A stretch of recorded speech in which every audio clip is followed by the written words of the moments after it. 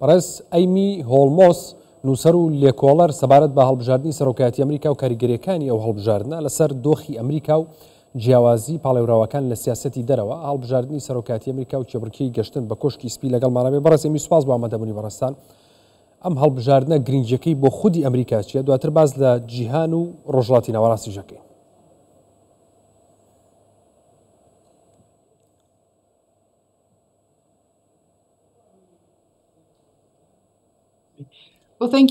زۆر سپاس. ئەمە هەڵبژاردنێکی مێژوویە لە ئەمریکا. هەرگیز لەم دۆخەی وەک ئێستا نەبووینە کە یەکێک لە کاندیدەکان خۆی پاڵێوراوە پێشتر تۆمەتبار کراوە بە چەندین تاوان، چەندین دۆسیە لەسەر سەلمێنراوە، ئەویش دۆناڵد ترامپە. ڕکابەرەکەی کامەلا هاریس خۆی داواکاری گشتیە لە تەواوی ژیانی کاری کردووە بۆ ڕێزگرتن لە سەروەری یاسا. ئەگەر ئەو براوە بێت یەکەم کاندیدی ئافرەتە ببێتە سەرۆکی ئەمریکا. ئەمە هەڵبژاردنێکی مێژوویە لەسەر چەندین ئاستی جیاواز. بەڵام ئاستێکی دیکە هەیە لە واشنگتن کە ئێستا من لەوێم هەڵمەتێکی بانگەشەی کرد لە واشنگتن دیسی. کامەلا هاریس ئەو هەڵمەتەی ئەنجامدا پڕی خەڵک بوو. هەرگیز بەم شێوەیە خیاڵ نەدەکرام هەموو خەڵکە لەو شوێنە کۆبوونەوە، خەڵکێکی زۆر جەماوەرێکی زۆر کۆبوونەوە لە شەقامەکان لە هۆڵی بۆنەکە. باشە، چاڵسی کامیان زیاترە، ترامپ یا هاریس؟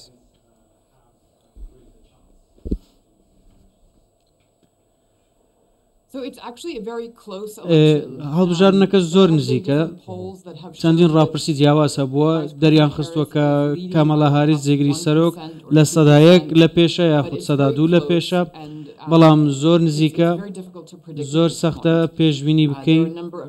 چەندین ویلایەتی یەکلانەکەرەوە هەن. ئەو ویلایەتانە زۆر یەکسان، بە تایبەتی پێنسیلڤینیا ویلایەتێکی زۆر گرنگە، ئەریزۆنا ئەمانە یەکلاکەرەوە، میشیگن و ویسکۆنسن. ئەو ویلایەتانە ئێمە ناومان لێ ناون ویلایەتی یەکلاکەرەوە کە تا ئێستا یەکلا نەکرەوەنەوە. کۆمارینیان دیموکراتن و لەو ویلایەتانە ڕکابەریەکە زۆر نزیکە. لە پێنسیلڤینیا بووم هەفتەی ڕابردوو، لەوێ بووم. دۆخەکەی ئەوێش تاڕادەیەک گرژە، چونکە خەڵک زۆر لە لێواری دۆخەکەدان دڵڕاوکەیان توش بووە، چونکە هەڵبژاردنەکە زۆر زۆر سەختە. پێشتر هاریس جێگری سەرۆکی ئەمریکا بووە و ترامپیش هەر خۆی پێشتر سەرۆکی ئەمریکا بووە. دۆخی ئەمریکا پێویستی بە کامیانە، ینی لە سەردەمی کامیانە دۆخی ئەمریکا باش بووە؟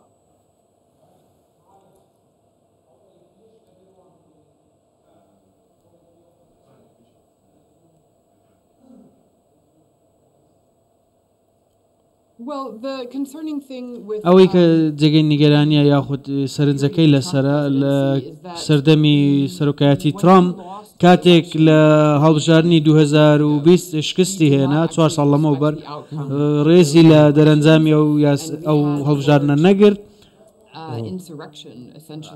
جۆرێک لە ئاژاوە لە 6 کانونی دووەم لە 2021 ڕوویدا خەڵکێکی زۆر چوونە واشنگتن داوا لە جێگری سەرۆک پێنس کرا کە مایک پێنس بوو، داوای کرد خەڵک لە سێدارە بدرێ. ئەمە یەکەم جار بوو لە مێژووی ئەمریکا سەرۆک ڕێز لە ئەنجام و دەرەنجامی هەڵبژاردن نەگرێت.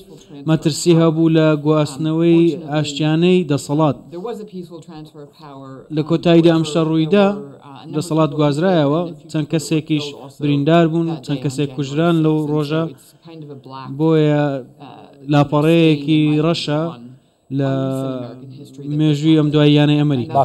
هەر لەبەر ئەوەشە خەڵک لە هەڵبژاردننی ئێستا نیگەرانن. زۆر باشە، ینی ئێستا سیاسەتی دەرەوەی کام دوو لەم بەربژێرە کە پێشتر هەردووکیان پۆستیانە بووە لە ئەمریکا، سیاسەتی کامیان بۆ دەرەوە گونجاوترە، گرنگترە ئەم کاتی ئێستا ئەم تەوقیتە کە ئێستا ڕۆژهەڵاتی ناوەڕاست ئەکوڵێ پڕیەتی لە جەنگ، کامیان باشترە؟